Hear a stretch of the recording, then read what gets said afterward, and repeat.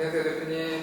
안녕하세요. 최명화입니다. 대표님, 우리 셀프 브랜딩 영상을 좋아해 주시는 분들이 되게 많더라고요. 셀프 브랜딩에 대한 개념이 내가 좀 잡혔는데 네. 그럼 과연 어떻게 이걸 어필을 잘할 수 있을까? 나를 어필하는 거. 네, 그런 걸 말씀해 주시면 되게 좋을 것 같아가지고 오늘은 그 실질적인 어필의 기술에 대해서 한번 좀 얘기를 해보면 좋을 것 같습니다. 일단 그래도 우리 채널 구독자분들이 회사를 다니시는 분들이 되게 많이 되니까 회사 생활에서 필요한 자기 PR은 어떤 것들이 있을까요?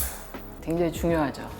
이게 우리가 진짜 막 열심히 회사에 막 가구처럼 이렇게 붙박이로 앉아서 일만 한다고 되는 게 아니어서 이게 굉장히 적절하게 자기를 드러내는 이 포지셔닝이 되게 필요한데, 사실 저도 이 부분에 대해서 이렇게 처음 이렇게 굉장히 놀랬던 일이 있었어요. 제 개인적인 경험인데, 제가 맥킨지 다닐 때요. 근데 맥킨지는 외국 직원들도 많이 있었어요. 서울 오피스에. 그러니까 그들이랑 같이 일을 한단 말입니다. 같이 프로젝트에 들어가서. 근데 프로젝트가 이제 거의 이제 끝나고 나서 이 상사라고 얘기할 수 있는 파트너들이랑 같이 저녁도 먹고 이런 자리가 있잖아요. 근데 그 친구들이 자기를 그렇게 어필을 잘해요. 그러니까 사실은 팀이 뭐 5명, 6명 다 이렇게 죽어라고 일을 했어요. 저도 제 부분에 맡은 쪽 일을 했고, 그리고 아주 잘했고. 그런데 이게 가만히 이렇게 듣다 보면 자연스럽게 저녁을 먹는 자리인데 프로젝트에 대한 이야기도 나오고 그러는데, 그 친구들은 희한하게 자기가 이번에 이 일에 대해서 어떤 걸 배웠고 뭘 했고 하면서 그런 얘기를 하는데, 자신의 업적에 대한 거를 굉장히 자연스럽게 굉장히 잘 드러내요. 그리고 그 친구들 얘기를 듣다 보면 정말 이 친구가 이 프로젝트 다 한 것 같고, 저희는 그냥 이렇게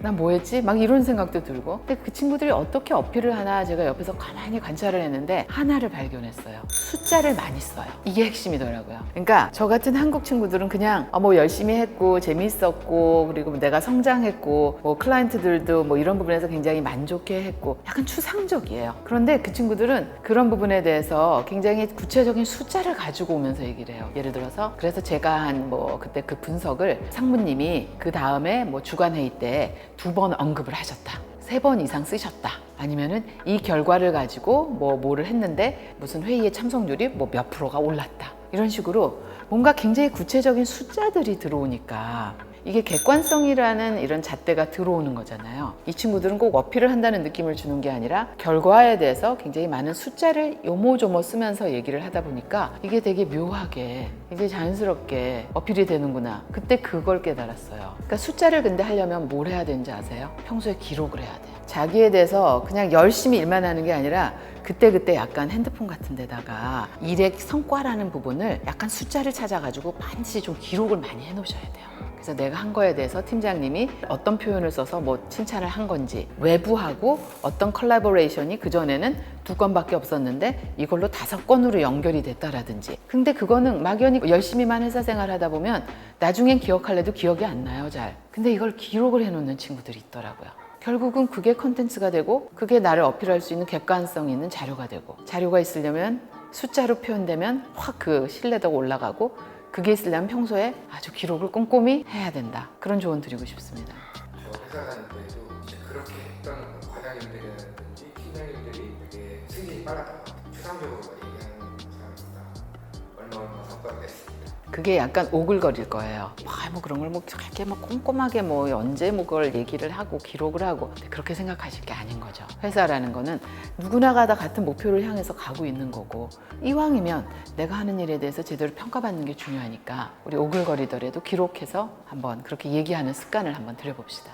또 그렇게 조직 생활을 하다 보니까 팀장 밑에 과장이었는데 자기 PR을 너무 잘하는 팀장이 생각보다 PR 잘 못해. 약간 그 과장이 PR을 잘했는데 그 팀장이 약간 미움을 받더라고요.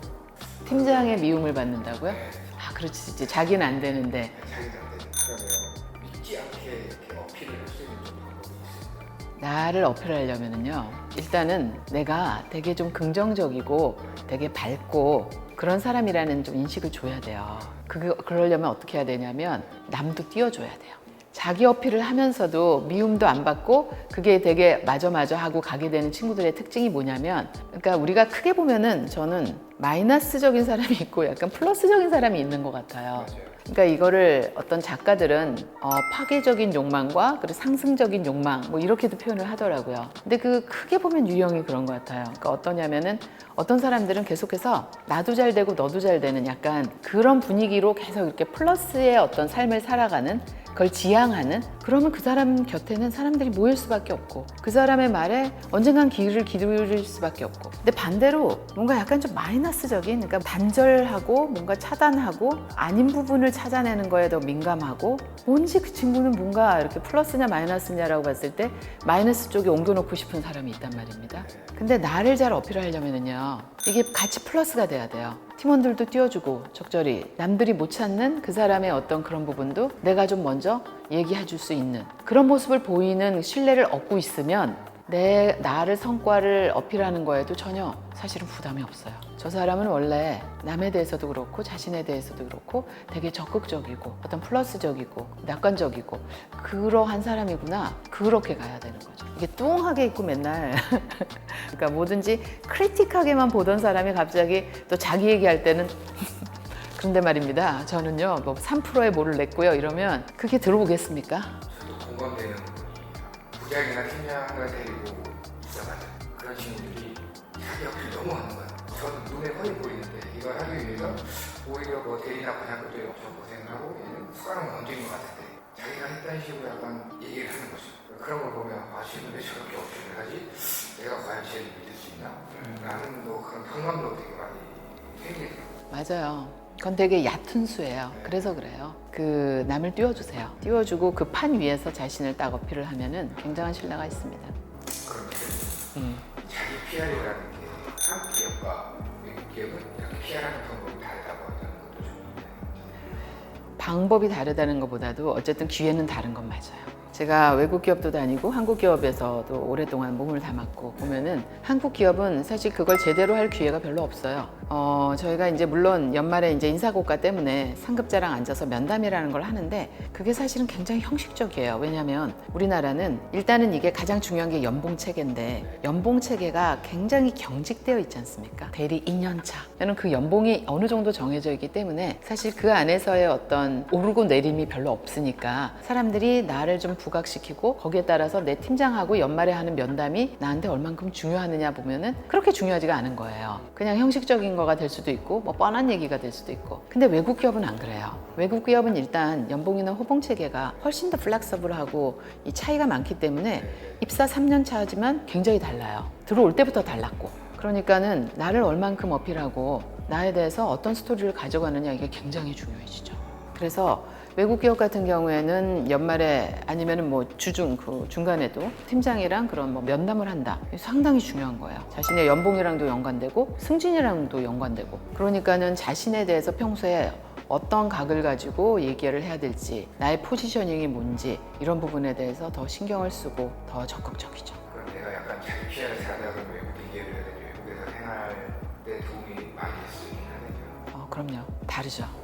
한국 기업은 조금 팀제로 가지 않습니까? 그러니까 좀 이렇게 묻혀 있어도 좀 갈 때가 있고. 근데 그렇지만 여러분들이 팀장이 되고 또 임원이 될 때 그때는 또 좀 정면 승부가 필요할 때이기도 합니다. 그런데 외국 기업은 아주 어릴 때부터 얄미울 정도로 어찌나 그냥 자기 얘기를 그렇게 똑부러지게 잘하는지. 사실 우리나라 같은 경우에는 대학 입시에 자소서가 들어온 지도 그렇게 오래되지 않았잖아요. 미국 같은 경우에는 뭐 아주 어릴 때부터 옛날부터 자소서로 미국에 굉장히 큰 입시를 치르던 친구들이어서 어떤 자기에 대한 센시티비티라고 그럴까요? 그게 훨씬 더 높죠.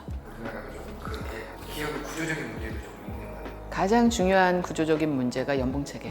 굉장히 경직돼서 그래요. 그리고 저희는 또 어떤 그 파이어라는 개념 그런 부분이 또 경직되어 있고 노조라는 이슈도 있고 그래서 그런 부분이 외국 기업 같은 경우가 실제적으로 상사가 갖고 있는 권한이 훨씬 세요. 상사가 얼마든지 이 친구를 어떻게 인사고과를 함으로써 그 친구의 연봉을 좌지우지할 수 있는 그 폭도 훨씬 높고 그 다음에 이 친구를 정말 자를 수 있는 할 수 있는 그 권한도 있고. 한국 기업은 안 그래요. 한국 기업은 임원이라고 하더라도 you are fired 못하죠. 그럼 그가 fired 되죠. 올해는 이거는 저희가 한번 제대로 하려고 했었는데 그래도 저희 구독자분들께서도 회사를 안 다녔다가 이 샤워를 했는데 내가 만든 이 브랜드를 어떻게 PR을 해야 될지 모르겠어. 이런 분들이 꽤 많을 것 같긴 하거든요. 그런 분들을 위해서 이제 초반에 PR을 하는 뭐 좋은 뭐 꿀팁이라든지 간단하게 있을까요? 그러니까 자기 이름으로 서시는 분들이 사실 자기 PR이 더 굉장히 중요한데 그거는 저희 지금 말씀하신 대로 한번 이렇게 독립 세션으로 한번 하면 좋을 것 같고 다만 제가 한 가지만 강조를 드리면 어쨌든 굉장히 집중된 스토리가 있어야 돼요. 그러니까는 나에 대한 스토리라는 거는 굉장히 여러 얘기를 하는 게 아니고 내가 이런 능력도 있고 이런 경험도 있고 그걸 엮어놨다고 해서 그게 스토리가 되진 않아요. 자파상처럼 그냥 나의 어떤 이력적인 부분일 뿐이고 그걸 통해 가지고 나라는 사람이 갖고 있는 어떤 컨셉? 나라는 사람이 갖고 있는 차별적인 가치? 이게 바로 스토리거든요. 그것이 집중적으로 나타날 때 그게 PR의 가장 기본이지 뭐 말을 잘한다 내가 뭐 한다 이런 그 전달이라는 건 저는 두 번째라고 보고 있고요. 가장 본질적인 건 나에 대해서 뾰족하게 가져가고 있는 차별적 가치가 뭔지 그 부분에 대한 것을 저희가 먼저 고민해야 될 거라고 봅니다. 이 부분은 그러면 저희가 다음 시간에 한번 좋죠.